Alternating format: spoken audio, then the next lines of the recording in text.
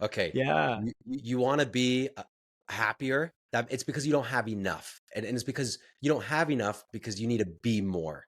And it's all about more, more, more, more, more. And one day you're gonna have everything, and everything's gonna be solved. And then it's like, well, one, do you even want to take the step? Why do you want to take the step? Well, I want to buy a franchise because that's going to give me more money, and I think that more money is going to make me feel better and like a better provider. Well, why do you not feel like a provider right now? So Mm. and again, I felt like cheat code unlocked when I sold my solar company.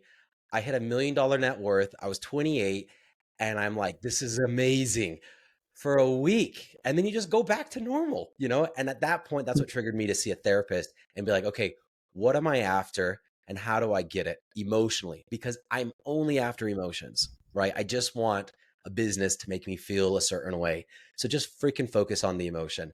But I would say get clear on it if that's what you want. Yo, yo, yo, this is the Streetwise Podcast, where we help you level up your game, level up your leadership, and level up your life. I'm your host, Matthew McReynolds. I'm a multi-brand franchisee, and I'm a franchise consultant, which means I help people find, launch, and build their ideal franchise business. My main goal is to help you get off of zero and become the person that your dreams need you to be. Buckle up, get your popcorn ready, let's go. Streetwise Nation, we're talking to Bennett Maxwell, chairman and founder of Dirty Dough. My man, Bennett. How you doing, man? I'm doing good. How are you doing? Yeah, it's great, man. I told you before, and I'll tell you it again. It is great to have you on the show. I'm super excited to finally get to talk to you. Tell me a little bit about your day to day as the leader of the Dirty Dough organization, just so I can understand, but also the listeners who might not fully be familiar with your story yet. Yeah, I did. Before this, I had a solar company, and I teamed up with my brother, which was really good. He's 14 years older than me, and he Oh, introduced me okay. to a concept from a book called The E Myth Revisited. Love And it. the E is, so maybe you're familiar with it, but it's the entrepreneur myth. And the example in the book is, I'm a good baker, so I'm going to start a bakery. Yeah. And then it's like, well, you don't really own, you're not really an entrepreneur. That's the myth. You really just own your own business, and you get paid last and you work the longest hours. So it's how do you replace yourself as quickly as possible? And we did that in the solar company within a year of starting it. We kind of replaced ourselves out, and then we sold it within 18 months. And then with Dirty Dough, especially because I've never done food or franchising. Right when we started franchising, I hired a CEO that started a company called Maui Wowie Smoothies and Coffee back in '83. So she's been doing it for 40 years.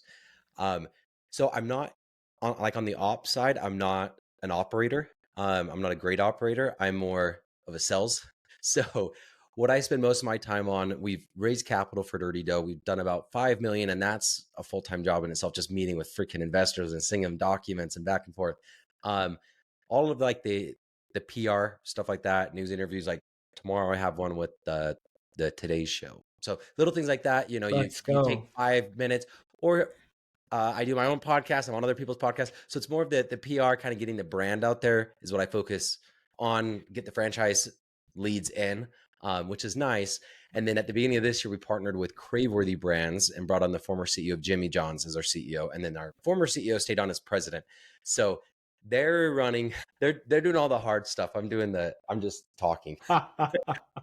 Dude, that's really cool. And you're very humble in the way that you break that down, because I know that it takes a very specific mindset in order to lead an organization in that way. No, that's super exciting, man. I knew about your experience with solar, but something I'm going to hit you with this. I don't know if I've heard you talk about this before. Tell me about the missionary days, and if there's anything that you learned from that experience that is helping you build out your franchise concept today. Yes. So yesterday I was on a podcast with it was one of the largest solar companies, but unfortunately they went under after 4 years. They went from zero to $150 million in 4 years, but got behind on finances, interest. Anyways, Wow. and we were just talking about that yesterday, because she's like, yeah, I don't ever ask for help, because I attribute pretty much all the success for Dirty Dough, getting an advisor and getting a CEO, and really getting a good board of directors, and just getting people that have kind of been there, done that. So Sure. she was bringing out the point that she's like, well, it's really hard for me to ask. And what I told her is, I said, you should have done Cutco knives, because that's what I did right before my mission. And it's like, Okay. it's all referral based. So here's the pitch. You go to your grandma and you say, hey, Granny, listen to me. I'm saving money for my mission, which is probably, tugging on their freaking religious strings, I guess. Yeah, Feel a pull on the little bad heart a little about that bit. now, but you don't Turn have on to the buy pull knives. on the heart. Yes. You don't have to buy knives. You just have to listen to me. I get paid $15 an appointment. And then in the back of my mind, it's like, or commission, whichever one's higher. So you go to Granny's house and you present. She doesn't want any knives because they're like $2,000. She doesn't have funny. Then it's like, who do you know that would also be willing to, sit through a 30, 45-minute presentation? I need 10 people. And then you make her write it down. And then you say, okay, call them. And then she calls them. And then that's how it was all referral based like that. So like getting used to asking people, it kind of started, just a few months with Cutco, but I was an excellent missionary because of that. Like they have a manual called Preach My Gospel. And after I got home from my mission, I started doing door-to-door sales for different companies. And I'm like, this is the same thing that I did on my mission. It how to present, how to write that, ask the right questions, how to commit people, how to follow up. It's like in the exact same order. So knocking doors in Mexico for 2 years, 1000%, like it got me used to rejection.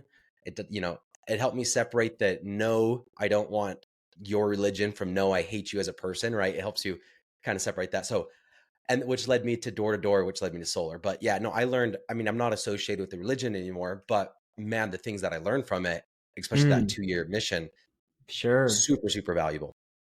That's awesome, man. What do you feel like your superpower is? Like what's something that's super unique to you that sets you apart from people that you've grown up around that you see just in your day-to-day now? Yeah, I think it's solving problems, but really understanding what the problem is through asking the right questions, open communications, like, okay, here's what the issue is. Now let's go solve it. Where most people, and I'm still trying to figure this out, like you have issues in life. So it's like, okay, it usually revolves around money. So what do? You want to work more, right? And then it's like, well, when has that ever solved anything? Mm, And it's asking the next question. It's like, okay, well, why do I want to work more so I can have more money, but why do I want more money? And it always attaches back to an emotion, a state of being. I want more money because I need a new car because I want people to see me, and see that I have a yeah. high status or whatever. It's like, well, how about just focus on that emotion on like, why don't you feel that already? Right. And so it's actually identifying the right problem. In door-to-door sales, they call it smoke screens. You knock on the door, hey, I'm selling solar. They say, I'm not interested. Like the first reaction, just like when you walk into a retail store, hey, can I help you with anything? Nope, just looking. That's a smoke screen. Obviously, you're freaking there to buy something, So it's like getting past those initial responses to really dive into the issue and then being able to have an open conversation to resolve. Okay. So that takes also a high level of emotional intelligence to be able to Yeah. feasibly move forward when the smoke screen happens, the obstacles happen, but also be able to put forward the mental effort that it takes to strategically come up with problems at the same time.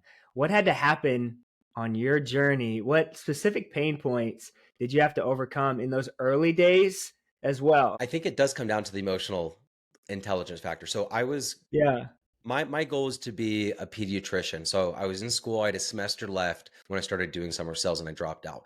But I was committed to doing, finishing that, which would be pre-med, and then another 4 years of med school, and then another 3 years of residency, hundreds of thousands of dollars and years in time and learning. When I switched to summer sales, most people, and I say summer sales, it's just very popular in Utah because you have a bunch of Mormon missionaries that just served a mission for 2 years. So all of Sure. the Yeah. larger door-to-door sales companies are here. Um, anyways, so going from like door-to-door sales or the mindset of I'm going to be a pediatrician, now I'm going to be a door-to-door salesperson. I wanted to be a professional salesperson. So I didn't drop the education. I think that's the bigger difference. I'm still like always trying to educate me because I still feel like I know anything. I just know I've made more mistakes now, right? But what I really try to spend my focus on is the emotional side, which is very strange because 3 years ago, 4 years ago, like I'm like, I don't even have emotions. I don't feel empathy. And then I've had a very complete shift as I dive in more to consciousness and what drives human behavior and things like that. So it's still a struggle, man. Like door to Yeah. door, to be good or to be bad, it's all about that emotional stability. You can't let your highs be too high. You can't be your lows too Okay. low, right? And that carries right into business. And the last 12 months have been definitely the most stressful 12 months of my freaking life. So I don't know if I've solved anything. I think I'm just better with dealing with it. Sure. Yeah, it's like the pain points, they make us at least stronger. They make our back stronger. We could carry a little heavier Yes. load. Do you feel like so I'm curious about, you've talked about mental health a lot. I know that's big for you. Um where does that come into play kind of as you grow, as you personally, mentally, spiritually continue to grow as you're, and again, we're going to get into the details of the brand, but I'm just curious, you as a leader and how you've scaled, like how does that play into your development? Yeah, I just again, a few years ago I didn't pay attention to it. And Yeah. now when the weight is crushing and you have 100 plus employees and a six-figure payroll and you went and you did it and went from nothing to that in less than 3 years, you're like, the weight is big. So how do you make decisions when you're always worried about these other things? Well, you really have to take care of yourself first so you're in a good mental state. I mean, everybody has good days and everybody has bad days. Like try doing a podcast on a bad day when it just barely comes Come out, on, right? man. Yeah, come on, Try man. firing somebody on a bad day. You like it's all about controlling your emotional state and your physical state. I wish I'm going to turn my camera. I'm here in my office. I got this little. I was doing this right before I got out here because I wasn't feeling amazing. Like I'm like I need some energy. It's this plate and it just vibrates the hell out of you, but it just gets Okay. all your blood flowing. And if your blood flows, you feel better, right? So I was doing that for 15 minutes while I'm just on my phone texting or playing games or whatever.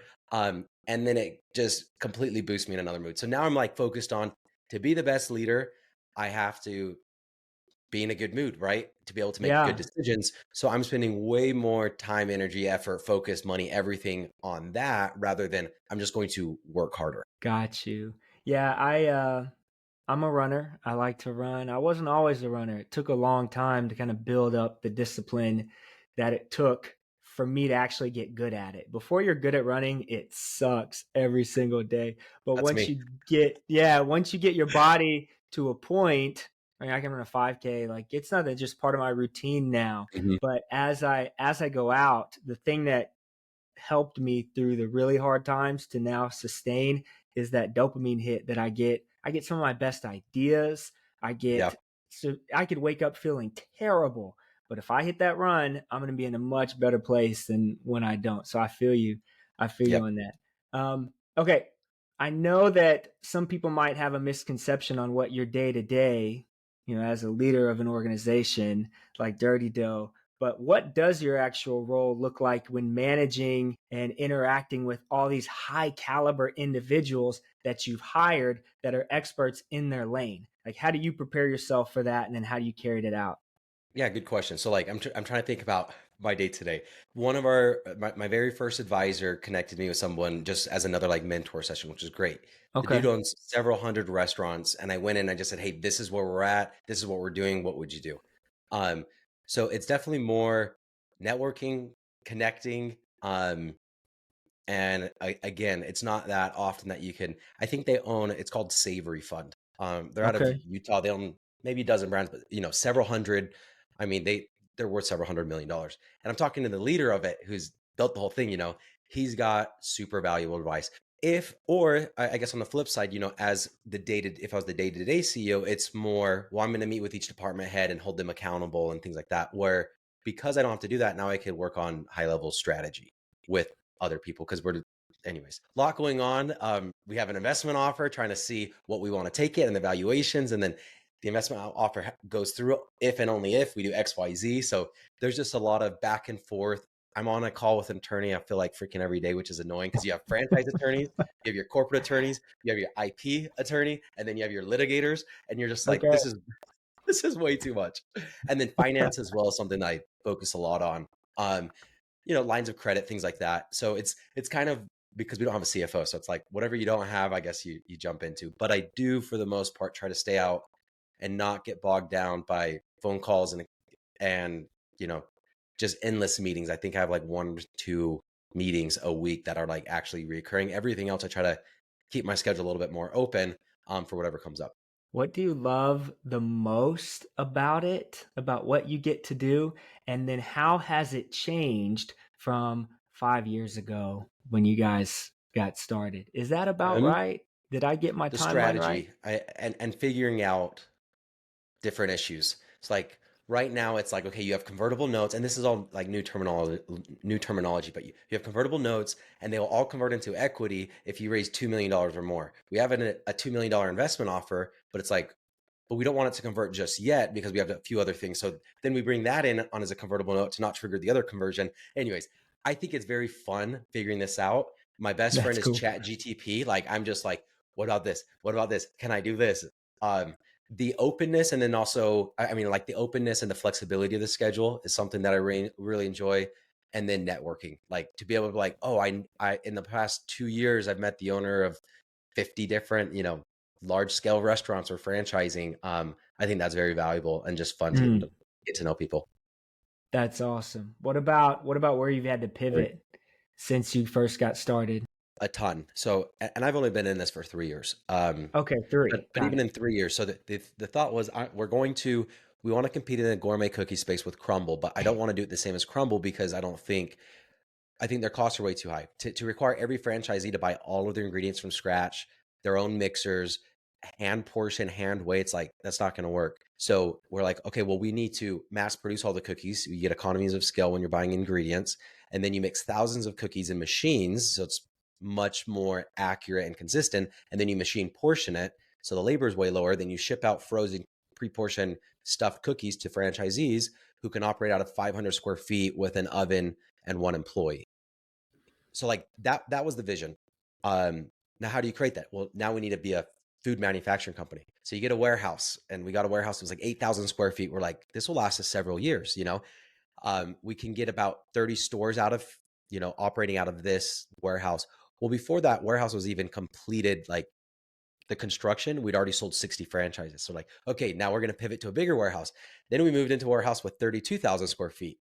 And then you're on the hook for 40 grand a freaking month. But you're like, okay, but as long as you scale, and then we started doing that. And then we're like, this isn't working out. It's too much. Then we started outsourcing everything. We sold all our equipment to a co-packer.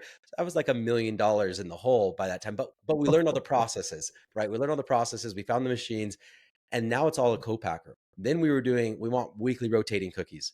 So that means you have like 60 some odd cookies that you're always shipping out all over the nation, from Pennsylvania to Florida to California. Then we switch that to say, okay, we still want 60 recipes, but we don't want 60 unique cookie pucks. We're just going to do 9. And of those 9 bases, which are all stuffed, we'll decorate them differently. So we still get 60 flavor profiles, but now there's no more waste and there's no more overage. And we were also starting to do our logistics. Like, so we have trucks and we're still selling them right now and shipping from, again, here to Pennsylvania. And we're axing all of that. So at the beginning, it's like, we're going to encompass everything. We're going to be the food manufacturer. We're going to be the logistics company. And now it's, no, we're outsourcing that and just going to oversee it. So that way we can lower our fixed overhead. So, and then I can name another 50,000 pivots that we've done. I feel like every other week we're pivoting. But those Sure. are some of the big ones that completely change the business model. Were there any moments where you were like, "Oh my gosh, we are too close to the sun. Abort, abort, abort. Change now." I would say once a month, every month for the Okay. last 3 years. Yes. Okay. I feel that. I feel that. Obviously, the issues that you deal with on a day-to-day basis and a monthly, quarterly basis, they scale drastically as the size of the business scales as well. So how many Mhm. locations do you guys currently have open? Tell me some of the specs on how guys are Yeah. operating in 2024. Our first franchise opened up 2 years ago Okay. in June. So 2 years and a month ago. Today we have 60, maybe 65 stores open. We have 15 food trucks, like mobile franchises. In addition to that, we open up like 1 to 3 stores a week right now. So we have like 40 some odd like stores in the construction process. And then total, we've sold 450, 460 franchises total. So those are kind of we're hoping to end the year with just over 100 stores. Nice. Any big markets that you're still looking to fill? Any that or have you tapped into just about everywhere that you want to be? Now it's just more Yeah, about getting depth. yeah. We've sold the 450. Now it's opening them up. We're in Yeah. pretty much every market besides Alaska and Hawaii. Sorry, not Hawaii. We have sold some in Hawaii, Alaska, Nice. and New York, because we've never registered in New York because they require some special stuff. I think those are the only 2 states maybe another one or two in the Northeast that we haven't sold in, but we're in most, Nice. meaning sold, not open. I think maybe we're operating out of 22 or 23 states right now. Okay. So what is the key to get these locations open? What do the franchisees have to make sure they have locked in and, maybe timetable on it? Yeah. 'Cause I'm sure it's Um, changed what you guys expected from the jump versus what the actuality was getting, double digits and more actually open and as you guys are pivoting now. yeah. Uh, As far as timeline, it's kind of all over the place. Like average, I would say 6 to 9 months. With the biggest variance in can you find a location that's available? That's going to be because sometimes you have, maybe you don't have a ginormous search area. And there's just simply nothing on the market, especially because we really want our franchisees to be signing on leases 1,000 square feet or lower, which are just very okay. hard to find. But assuming you have a spot, like we've had some franchisees, like one owned a trampoline park and they put it inside their trampoline park. From the time they signed the franchise documents till they opened the store is less than 3 months because they already had the real estate. Wow. Yeah. And then other people, they signed a year ago and they still haven't signed a lease yet because it just nothing's opened up in that market. Um, as far as what you need to do to open it, we've always presented like our franchise opportunity as very simple, right? You have an oven, you have an employee, you have 500 square feet. That's kind of and a freezer. That's kind of the bare minimum that you need. And you get a cookie and you put it in the oven. The ovens are all programmed. So, and then every cookie cooks for the same time, temperature, and fan speed. So you go to any Dirty Dough, you grab any cookie you want, put it on a cookie sheet, put it in the oven, press start. You don't have to do anything else. And you bake the cookies, take them out when the oven beeps. So we wanted to take that same like simplicity and apply it to what we call as the store opening checklist. And it's like 107 little, Got it. check marks. And it's every single thing. This is who to contact if you want to use our preferred vendor for, architect.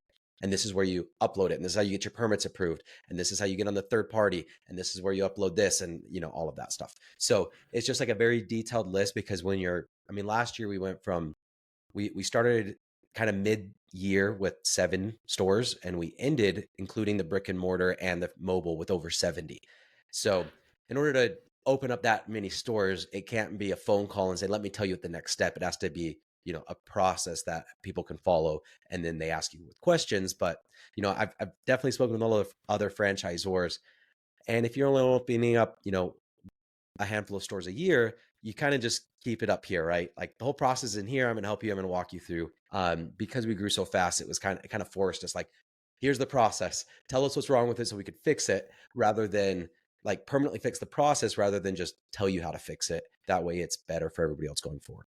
Got it. How has the team had to change as you've pivoted from development, let's get all these sold, to, okay, now we got to get these things open, so more operational? Do you have to hire more franchise business coaches? What does that look like? What is that process? Yeah. And that's kind of where we're at right now. So when we partnered Okay. with this management company at the beginning of the year, it was really, okay, now it's time.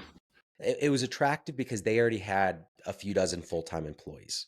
So it was, okay, we raise capital and then we get money in. And then with that, we put out ads, then we do interviews, then background checks, then reference checks, and then you hire somebody and then you train them. That takes months. Or we partner with Craveworthy that already has a few dozen employees full-time.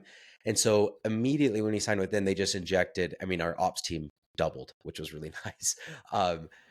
So, and we're still doing it. We have a marketing person that started yesterday, so we're still building up the corporate team. Where, yeah, that first year or so, it was pretty much just, it was a skeleton crew, a handful of Yeah. people trying to do everything. Yo, thanks for listening this far. It's at this point in the episode that I want to talk about Streetwise franchising, teaching, training, building. Streetwise franchising. As a franchise consultant, it's my job, it's my absolute pleasure, and it's my mission to help aspiring entrepreneurs find, launch, and build their ideal business. I've been a franchise owner for almost a decade. I know what it means to struggle. I know what it means to build a team. If you're ready to get off of zero, if you're ready to build something for yourself, visit streetwisefranchising.com. Let's get the conversation started. Don't wait until tomorrow to build your future. It starts today. Streetwise franchising. Stay humble, stay hungry, stay streetwise. Let's get back to the episode. What about from the franchisee perspective? Do you have enough data to be able to kind of report on where certain franchisees are doing really well and then others are struggling outside of kind of getting their real estate figured out and getting up and launched? Yes, meaning after they've already opened. Sure. Yes. So like best practices after open, yeah. Like last Monday, we had our franchisee that is the top franchisee for catering. He did like a webinar and we invited all of the other franchisees to say, hey, this is how you can increase your sales by 30% through catering. This is the process. Okay. And I've done quite a bit of that, kind of going back and forth and meeting with all the franchisees and asking them like what's working, what's not working, compiling all of that data and sharing it. Every week we send out a brand update email and we do report on here are the top, mobile franchises in sales per week, brick and mortar stores, catering, lowest wait Nice. times. So, the KPIs that we measure that get sent out to all franchisees, we don't show the bottom, but we do show that, the top 5 usually in each category. So something that you said was super interesting, and like the idea of raising money and then go putting up the ads and doing all those things. It makes me think of the process that you have to go through in just raising money in general. Do you have to do it on a quarterly basis in order to plug in each new initiative? How does that work? I've never been on that side of it in raising money. Do you just get a pool one time and then you got to allocate the You funds? do whatever the hell is available. That's what you do. You take, Okay. I mean, 3 years ago, we had people throwing money at us. Like Yeah. everybody was reaching out when we were in the lawsuit and we had national news and this and that. Everybody wanted to invest, but it's like, well, we don't need money right now. We're selling so many franchises, and then interest rates go up, and like everybody stops investing, and you're just like, so it really just depends. You talk with some groups, and they're like, our minimum investment is 20 million, and then you talk with somebody else, and like, my maximum investment is 100,000, and then you find somebody else that's like, okay, I can invest 2 million, but I have to have majority control. It's like, well, we're not doing that, So you just, I mean, for me, I don't know if I'm doing it right. It's definitely a shotgun approach. It's message 1,000 people on LinkedIn, message every friend and family member, not do you want to invest, but who do you know that could you, and then at the end of every call, when they're like, hey, we love the model, but you guys are too small for us. We need 3 million in EBITDA before we look at a company or whatever. And then I always ask back for my Cutco days, the Cutco days. I say, okay, who do you know that we would be a better fit?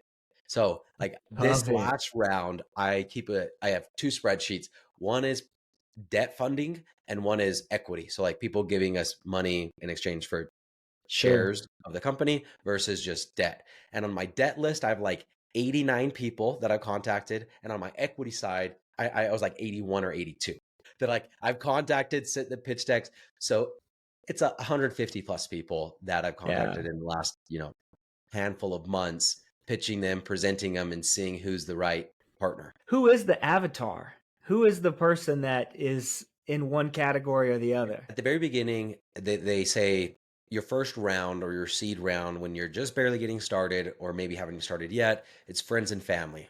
Okay. And then some people say it's friends, family, and fools. The 3 All Fs. right. And those are people that are going to write small checks, $5,000, $10,000, something like that. Okay. Then maybe the next step would be angel investors. So they're accredited investors, meaning they have $1 million net worth or an income of XYZ, depending on if they're married or not. And they're typically writing checks 25 to 50,000. Sometimes you'll get an angel investor that'll do 100 or 200 grand, but typically like 50 grand. And we've always made our minimum investment 50,000. After that, it's kind of venture capital that'll write bigger checks, and after that's private equity. And private equity, depending on how large, a lot of them are like, we don't get out of bed unless it's a 50 million check. And so like, okay, so you're finding a company that's worth, north of 100 million, and you want a big piece of that. And then they want to take them to $1 billion. I feel like we're in the awkward, ugly duckling stage. It's like, we passed the friends and family, I can't go ask to go raise a few $1 million, 50 grand at a time. It takes a while. But we're not to the private equity, and we're kind of past the angel investors again, because they're writing like 50 grand checks. But the private equity wants huge established companies. With the venture capital companies, a lot of times they want you to do like $1 million in revenue. Well, we already did over 10 million in revenue. So it's like, we're past them, but we haven't hit the profitability mark. And it's just, there's nobody in the middle. There's nobody in the middle. I'm sure there's plenty. Family offices are probably the most flexible. Okay. So it's just like rich people that sold a business and they have, tens of millions of dollars, and they hire a small team to manage their funds. They don't report to investors because it's just their money. They're typically the most flexible. And everything I'm telling you, I'm literally learning along the way, right? So everything, Dude, this is this just is my awesome experience. for It could me. be all wrong, but that's been my experience so far. Dude, the big something huge on the show is failing forward and progress over perfection, and you are a living testament to that. Failing Yeah, forward just and keep going. progress over perfection. I love the vibe. I love the energy. Something that you said earlier about your content and Deeper Than Dough, and it's a huge lead generator for you. And you're also on other people's shows. Why we're talking right now. You're on the Streetwise podcast. So is creating the content, is that bringing you more leads from franchisees or for investors or both? I mean, both, but Okay. mainly franchisees. Okay. Got And it. we have you know, 2 years ago, we had one store open. But despite that, in the franchise world, in the food world, a lot of companies and a lot of people have heard of Dirty Dough because we had a big kind of PR splash. And that's Yeah. where most of our franchise leads have come from. We've tried to pay someone to like Facebook ads, and they got us a lot of leads. Not one of them closed. So of the 450 Mm, franchises that we've sold, 0 of them have came from a paid lead source. So where are they coming from? Referrals, they visit a store, but the number one lead source is social media. But if you go to Dirty Dough social media, you won't find a single post that mentions, hey, contact us about franchising. Because we focus on the interesting. brand and selling cookies. Meaning it's my social media. I don't record content, like I'm bad at that, but I'll do this all day. So it's like get on a podcast. Hopefully, your listeners, um, it gives me more exposure there. But aside from that, I'm going to take this podcast and break it up in clips. And I have Yep. somebody in the Philippines that does all the posting and the captions and kind of automates it. So I have like a social media and it's a lead gen, all of that. That it's all me, but I personally, other than showing up and doing podcasts, I fortunately don't have to do anything. So even like if you see twice a week, I do like long form posts because you want to post different types of content, so video, and then sometimes it's like the long form post is just me on a podcast, but they just typed it up. So people look and see like it's like I typed it up, but it's not, but it's still my voice because it was still said. I'm just trying to automate everything because I don't like focusing on social media or responding to comments or even coming up with captions. Um, but definitely Man, recommend. I mean, building tell a me about it. personal brand is huge. Like you have to do it if you want to raise money, sell franchises like at scale. I do think everybody needs to be out there posting every day, getting as much as PR as possible, things like that. Yeah. And I'm doing my best, man. I told myself I went to my first franchise broker conference. So I'm with Franchoice. Mhm. And I did my very first one back in January of 2024. And man, first of all, it was just a super eye-opening thing. But driving home, I told myself the only way I have a true advantage is the content that I've started. And so I'm just going to go hard every single Yeah. day. The thing that it sounds like you've done that I haven't been able to figure out yet is transitioning into the like having a virtual assistant help navigate. Like, was that hard for you in the beginning? What tips and tricks could you give me Yeah. to maybe start automating my process? I started doing it when I started my solar company because my brother had already done it. So he Okay. kind of taught me everything. Here's the processes and here's the softwares that you use and to make sure that they're working and managing tasks correctly. But basically you get a Yeah. project manager, Asana, Monday.com, ClickUp, whatever, they're all free. And then you could put in there whatever task you need, how to do it. You can upload voice memos, videos, and the due date. Into the software, like into Monday, you can do that? Yep. Okay. And then your assistant has access to that. And then you build out everything that you're just like, before you hire them, you need to process. So it's what am I doing right now? What are all the steps for my social media? Well, I need to schedule podcasts. And what goes into scheduling podcasts? Well, I need to do the outreach and then I need to prep them and I need to send them the emails and then I need to let them know when the podcast episode's coming out. I need to ask them to review it, whatever. So you build it all out and how to do each step and whatever you want. I mean, it's just a Word doc and then, or one of these software so they can, follow process. Then you hire somebody and you say, follow the process. If you hire somebody and say, make the process, they typically won't unless you're hiring a high level person. If you're hiring somebody $5 an hour out of the Philippines, they have a college degree, they're smart, but they're not business owners, right? They're not typically process oriented. They're very good at following processes. So like the Okay. first one was like, okay, my social media, I hired somebody. I need you to go like 50 posts per day per platform. So it just looks like I'm active. And I need you to go comment on 20 posts per day per platform. Like, so if you get a happy birthday message from me, it looks like it's from me and you're like, cool, Benna likes me. And I do like you, but I did not wish you happy birthday. So you build that out. And then my neighbor 2 houses down and my buddy since forever, he sends me a screenshot and says, Bennett Maxwell like hates picture. And just like the whole thing. What this guy did, he's like, okay, 50 likes a day. He went on one person's account, one girl's account that's married, and I'm also married, and likes the Oh last 50 no. posts. The only reason I knew about it was because it's my friend and my neighbor, you know? Oh So no. then I'm like, oh shit, is that my fault or is it his fault? It's his Wow. fault because Yeah. you should have common sense, but ultimately I didn't tell him not to. What in the So now process? Yeah. if you read my Wow. process, I went back and I changed it and I said, you could only like or comment from posts that have been posted in the last 3 days. So you build up the process, and the thought process there is allow anybody under you, anybody that is reporting to, allow them to make as many mistakes as they make, but you can only make each mistake once. And then I'm going to build it to the process and fix it. Because again, should that guy have done that? No. But at the same time, I did not tell him. And ultimately, I should have told him. Ultimately, it should have been in the process. So I take responsibility over that rather than firing him. I fix the process and give him another shot. And I mean, he never did it again. But I did Yeah. end up replacing him after some other different things. But Okay. and then I can send you a website after this Yeah, that that'd be you can go great. and Any interview people. I mean, it resource? shows your Yeah. resume, all of that stuff. I would definitely recommend anybody um, jumping on that. Can Yeah, you give any me resource like? you have. Sorry.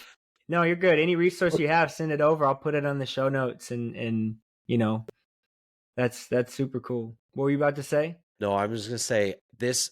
I was talking with a guy, and we're gonna have to take this out. I was talking It's all with a good. guy right before, and I'm like, I'm hopping on a podcast. He just called me 4 times. So I was like, is this Oh, somebody dying? Anyways, I'll call him back after. He didn't text me. I was like, if it's an emergency, he would okay. text me. I apologize. That's why I kept looking down. I'm like, what the hell? Oh no, yeah, you're good. I'm just gonna put it If we on. need to pivot, We don't need to okay, pivot. I just need to put it on silent. It would just bother me. I okay. apologize. No, So all good, man. Philippines. I will share that with you afterwards, and any of your listeners.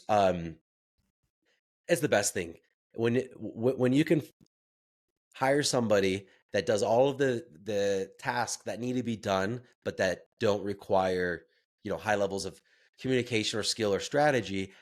Outsource that to somebody that you could pay $5, $6, $7, $4 an hour, and then allow yourself to spend your time on what brings more value. Like for me, if I'm on an investment call or if I'm on a franchise sales call, my time's worth several grand per hour. If I'm doing email management and calendar management, I could outsource that for $5 and spend that time on higher priority items.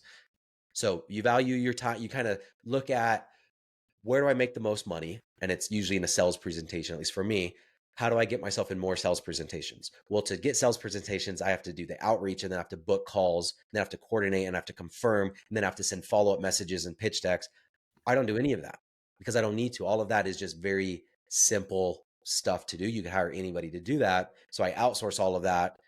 Again, $5, $6 an hour. And then that allows me to have 2, 3, 4 times as many phone calls. Super interesting. So, do you have a team of individuals now that kind of work with you in that capacity? And then, where maybe shout out some platforms that people can go through that you've used that can be a resource to folks where they can get started. Because for me, I've been on a few sites. I log on and then I don't know what to do. It's like Okay, I'm going to give it's you overwhelming. the best one. There's a lot of one. Most sites, like the first one I used was called Magic, I think, and Okay. it's like you pay like $8 an hour. We had her for a few years. This was like 4 or 5 years ago. This first hire actually still works for me at Dirty Dough now. Let's And then we go. found out that they were paying her like $2.80, but we were paying $7 or $8. So then you're like, okay, really? So then we just started hiring them direct. And the best way to hire them direct, either there's a lot of Facebook groups, but the best website is virtualstaff.ph. And it's people in the Philippines.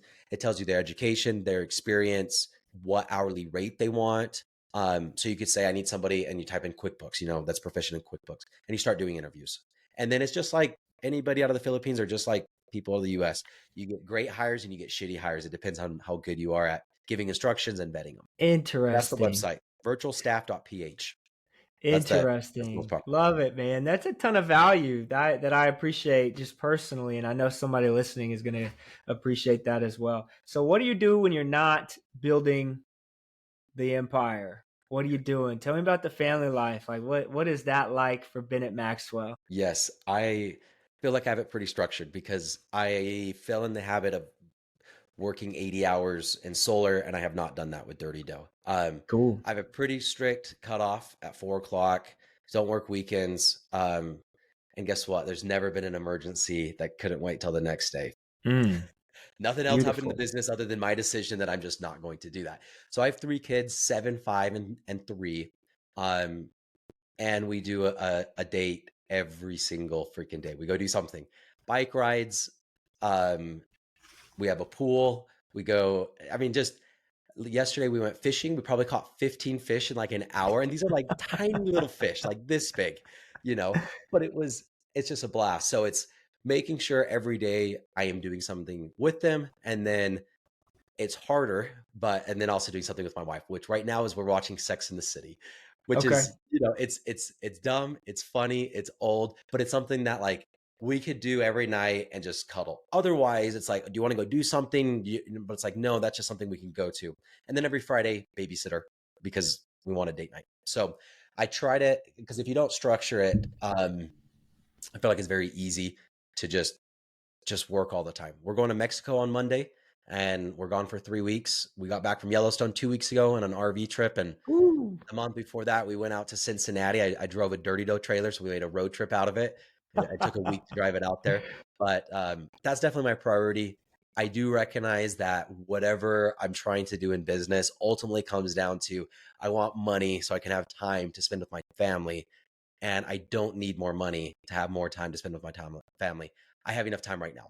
So I just want to make sure that I don't forget that and I spend the time every day. What advice would you give to young entrepreneurs or young parents that are entrepreneurs, or newly married individuals that are also entrepreneurs, that are in the early stages of both and trying Mhm. to figure out the harmony between the two paths? Yeah, I mean, put your priorities first. Everybody's like family life is and health, family and health are the most important. And it's like, okay, well, how many hours do you spend with your family, like meaningful present hours a week?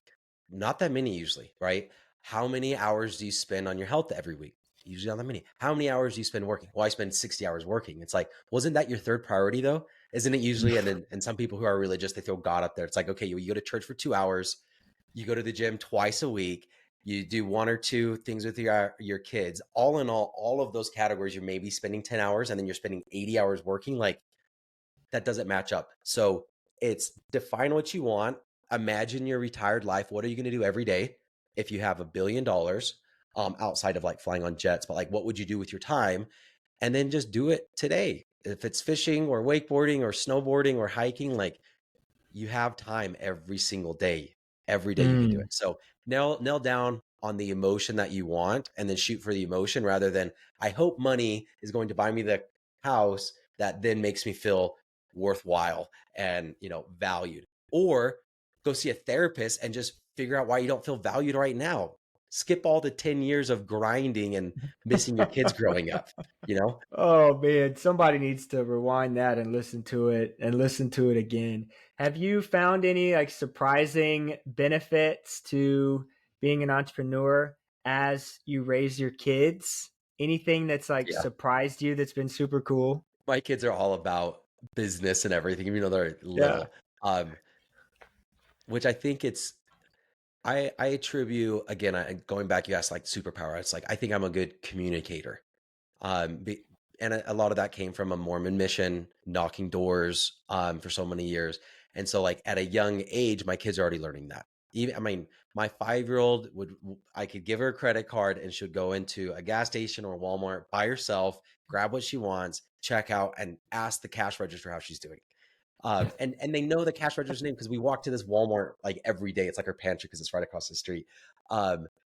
But it is always very focused on, oh, what do you want to do this? Like they've already made bracelets that we've sold and things like that. I came home and my daughter's got this giant panda, and I'm like, where'd you get that? She's like, I bought it from Jackson. Her 5-year-old paid him $10. She's like doing these deals, and where did she get the money? We pay them $1 every 10 minutes they work. So they can always work and get money. And then it's no longer every time you go to Walmart, hey, can I get everything I see? It's yes, you can get everything you see. You just have to buy it. How much money do you have? I got $3. Okay, let's go home and work or buy something worth $3. Your decision. And I think that that's been very fun. And I also think it's very healthy for them to grow up that way. Love it. So I have a 6-year-old, a 3-year-old, and a 2-year-old. So a little bit Fun. behind you on that, but right there with you. I'm Yes. curious. I love the model. What type of jobs are you giving them when they're working? Those 10 minutes increments. What are we doing Yeah. there? Yesterday, I went to Costco and I bought a tons of, because I have I'm always drinking like probiotics and whatever, Sure. and I got all my health crap in I the feel outside that. fridge. Yeah. So it's like I have 6 boxes of cans, put them in the refrigerator, little super simple things. But I'll even count like every Saturday we'll do French toast and bacon. But it's everybody makes it together. So, and then apart from that, cleaning room, they do their own laundry, they'll do dishes, they'll sweep, and it's like the 3-year-old, even the 5-year-old, it's more work having them work, but it's worth it. No It's like doubt. way more. I could make French toast and make it way quicker by myself, but 100%. it's an experience. And then you give them a buck or two after because it took you 20 minutes, and then they either save it or they spend it, and they get it's funny seeing like one of my daughters is like, I'm going to save everything. She's like me, and then the other one's like, I don't give a damn. Like if I got $1 today, I'm spending it today. And it's just like, all right, Yeah, we're going out you right go, now. I got girl. it. I got it. No, it's funny, man, and I love that. I love it. Um, I was told by a mentor very recently that when it comes to your kids, and you can plug in any number that feels right, but you can spend 20 minutes with them 100% engaged and have more quality time than if you're trying to be near them 24 hours out of the day, but the time's not quality. So it's not necessarily about the amount, it's the intentionality with the time. And they're learning so much Yeah. from you and from the experience. And it's just so rewarding as a parent to Oh, get to do absolutely. stuff like that. No, that's cool, man. That's cool. Is there anything in this season of your life that you feel like, let me ask it like this. How would you define this season of your life as still a young dad, and young on this journey that, this franchising journey that you're on right now? Yeah, this season of my life, and this happened a few months ago when stress was it's just too much. And it's like, okay, I could just keep running in circles and just working more hours, but I've been doing that for my whole life. And it only provides very brief momentary relief. So instead, I've really been focusing more on like, again, how do I make sure that I'm in a peak state, like physically. And I Mm. get blood tests every 3 months, and I'm on testosterone therapy, which is huge for energy because my levels were way low for a 30-year-old. I was at 202, right? But it's like this stage of my life, I am putting myself first, and I'm like, I'm going to invest in myself and my mental health. I do a lot of, I'm going to say, I do a lot of drugs. I do a lot of psychedelics, which are drugs, which has been absolutely huge in like reframing what most psychedelics do, like an Interesting. LSD or psilocybin or ketamine, mescaline, which is like peyote. Like they increase your neuroplasticity. They increase the ability to learn new things, and it lasts for several days afterwards. Um, and so, and then the other thing it does is it typically quiets your brain, which is weird because it's like a very intense experience. But under brain scans, like you take psilocybin, which is magic mushrooms, your default mode network, which is the outermost layer of your brain, it actually communicates less. And like ketamine is used for general anesthetics at a high dose, but it's used for therapy at a low dose because it blocks your GABA receptor. So for you to have the same thought process, your brain actually has to go through different neural networks.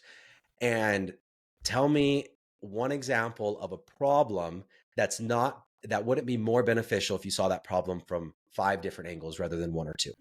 Doesn't exist, right? It's always better Facts. to look at different perspectives. And Facts. I do lean on that heavily as well.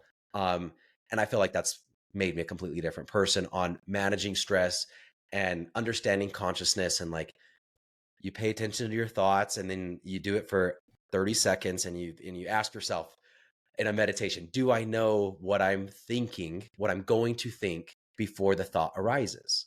And the answer is, of course not, right? You don't know anything until you know it, which is all the evidence you need that thoughts just pop up in your head. That's it. Like, you never know what you're going to think until it just pops up. So where's the control in that? And then you're like, well, there's control if I dwell on it. Well, it's like, well, dwelling on it is just another thought that just popped up. And then you get kind of like, okay, I'm just an observer of this world. And then I'm getting into like Buddhism and stuff like that. But it's like, I could just step back and realize that there's not control. So all of the stress in my life is for me trying to control and put expectations around things. If I can see consciousness and life for what I see is what it is. Again, I don't control my neurons firing, or my hormones, but yet those produce actions, but yet I act like I'm in control of all my actions. And if I made a mistake, it's because I'm a terrible person. It's like, I don't believe that. I believe you made a mistake because of physics. It's cause and effect. And whatever led you up into that point in life, you made a decision that wasn't most beneficial, but you couldn't have chosen otherwise, So I don't know. I dot a lot. Love it. That's what I'm diving into right now. It's like, how do I figure out consciousness? Because who cares about money? Who cares about all of that if I'm not happy sitting in my bed for 30 minutes with no entertainment, Come on. You can shoot me, you can add that to the list on resources, by the way. That's super interesting. So I want to respect your time, man. I've loved getting to talk to you and just hear about your journey. And you might have just answered this with what you just said, but I like to ask this at the very end. When you're looking at somebody who's having a hard time getting off of zero and taking a step, whether that's like launching into entrepreneurship, purchasing a franchise, changing careers, you name it, jumping off the high board. How do you coach somebody up to be able to take the step when they're struggling to do so mentally? Do they need to take the step? Oh, I think this is what most circles are. Okay, yeah. you want to be happier. That it's because you don't have enough, and it's because you don't have enough because you need to be more. And it's all about more. And one day you're gonna have everything, and everything's gonna be solved. And then it's like, well, one, do you even want to take the step? Why do you want to take the step? Well, I want to buy a franchise because that's going to give me more money. And I think that more money is going to make me feel better and like a better provider. Well, why do you not feel like a provider right now? So, and again, I felt like cheat code unlocked when I sold my solar company. I hit $1 million net worth. I was 28 and I'm like, this is amazing for a week. And then you just go back to normal, And at that point, that's what triggered me to see a therapist and be like, okay, what am I after and how do I get it emotionally? Because I'm only after emotions, right? I just want a business to make me feel a certain way. So just freaking focus on the emotion. But I would say get clear on it if that's what you want. And most likely it's not what you want. Most likely it's something else. And will buying you that or buying a franchise, will that get you closer or further? Maybe it gets you closer. And if it does, but know what your goal is. And if it's not emotional, like a state of being based, it's not it's not the final destination. It's not the right goal. Come on, man. Dude, that was that might have been one of my favorite answers to that question that I've heard thus far. Again, man, I respect your time. This has been a true pleasure getting to talk to you, man. Bennett Maxwell, Dirty Dough. You guys go check them out. They are probably next door, man. Go get some. And until next time, stay humble, stay hungry, stay streetwise. Peace. All right, everybody. That's a wrap. Thank you so much for making it to the end. Hey, if this episode added any value to your life at all, please like it, share it, give me a 5-star review. It's the only way that this show is going to gain traction and help more people achieve their dreams. If you're ready to start your franchise journey, visit streetwisefranchising.com. Let's set up a time to talk. Hit me up on LinkedIn. Until next time, stay humble, stay hungry, stay streetwise. Peace.